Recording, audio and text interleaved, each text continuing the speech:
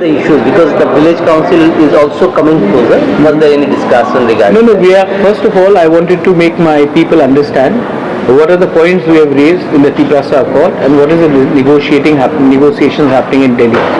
It is very important that our people know what are the talks which are happening and which are the agendas. So I put it across to my party members, especially at the block and district level. Second thing is we have also distributed membership forms today, and I have also said that we have to understand one thing, that agar batoge to katoge.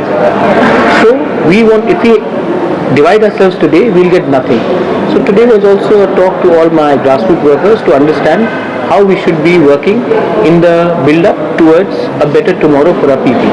Elections will come and go, but our commitment to our people and our community must be paramount, and that is something which I wanted to ensure to make. As you earlier also said, the second round of talks are very close. Very close. So what can we expect? We expect that there will be a full-fledged presentation by the TT-ADC to the Home Ministry. We expect the state government to send its 2 representatives. I myself, Mr. Rankpal also will be there, and it should happen by the by the end of November. We are expected that we will be called for this talk. I've had a word with Mr. Mishra, and he has said that after the 16th or 20th, he will be fixing a date for us to come and discuss this in Delhi. Any timeline for this talks to complete? See, it depends. If I today say everything is all right, then we will get something.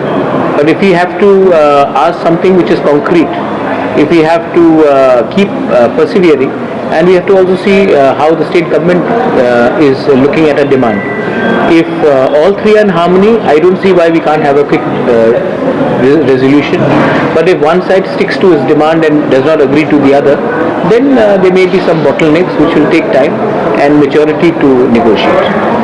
Sir, recently you have called for an thanks. Always it was your thing to call. The IPFT had said that they are waiting for the dates to be declared. After that, they will think about coming together. This recent CWC, their central committee meeting was there.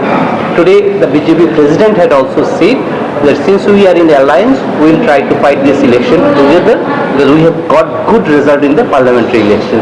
So what is your view on that? My view is that we should all agree that development of the indigenous people and certain issues like land rights, constitutional rights and political and economic rights have to be agreed upon before we can come to any understanding.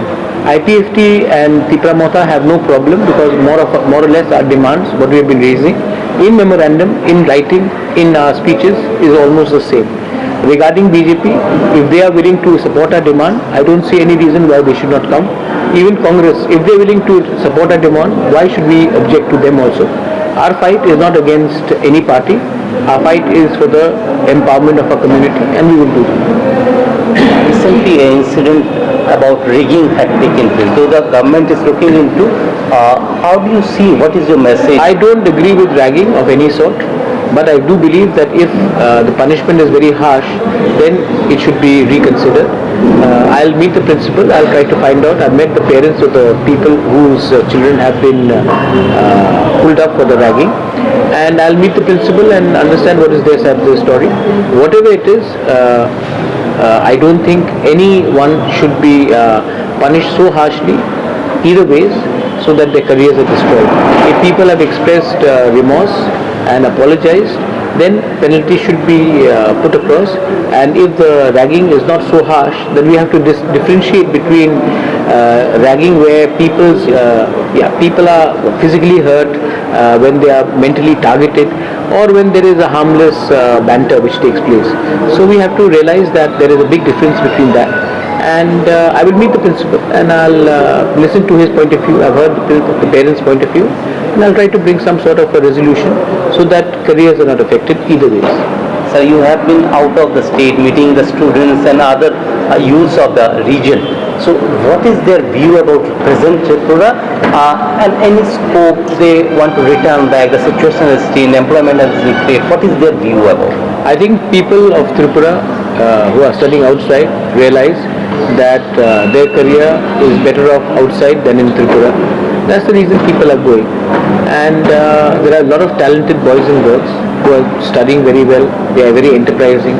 But we don't seem to have a policy where we can absorb them or give them a career to become entrepreneurs or to build up their skill level. And I see a lot of frustration in them.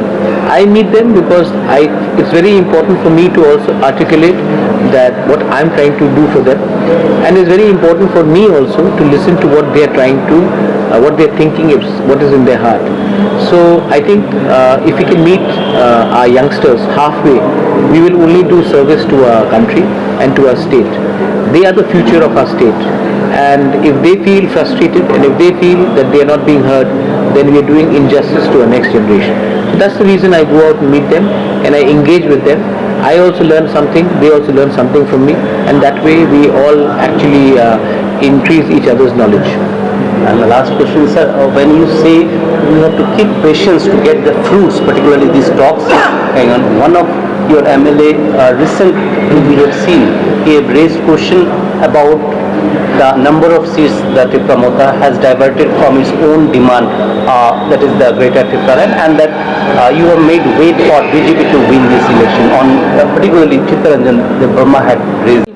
Regarding his statement, I think I'll deal with him at a different level, not through the media. And as today you can ask any of my people, I have not given up my demand for Greater Tripura land. And I think there are processes in the party, and if someone has made a statement like this, I'm not aware that he has made a statement. If he has, then we will talk to him and we'll probably bring it to his knowledge that we have not given up a demand for Greater Tripura land or Article 2 and 3. It is very clear, and even today I've articulated that to him. And made way for BJP. No, you can't make way for BJP. BJP did not come to power in Delhi because of Tripura Motha. BJP came to power in Delhi because the opposition could not defeat the BJP in Uttar Pradesh, could not defeat them in Delhi, could not defeat them in Madhya Pradesh, in Gujarat. They got a lot of seats in Assam. It is not because of Tripura Motha that BJP is in power in center. And that MLA himself understands that we have to talk to all the party, whichever is in center, because our demand can be only fulfilled by the central party. If tomorrow Congress is in power, I'll talk to them. So my point is, Tripura Motha cannot bring Congress to power, and Tripura Motha cannot claim to take the credit of bringing BJP to power in Delhi. And we have to talk to whoever is in power in Delhi to get a constitutional rights. Thanks.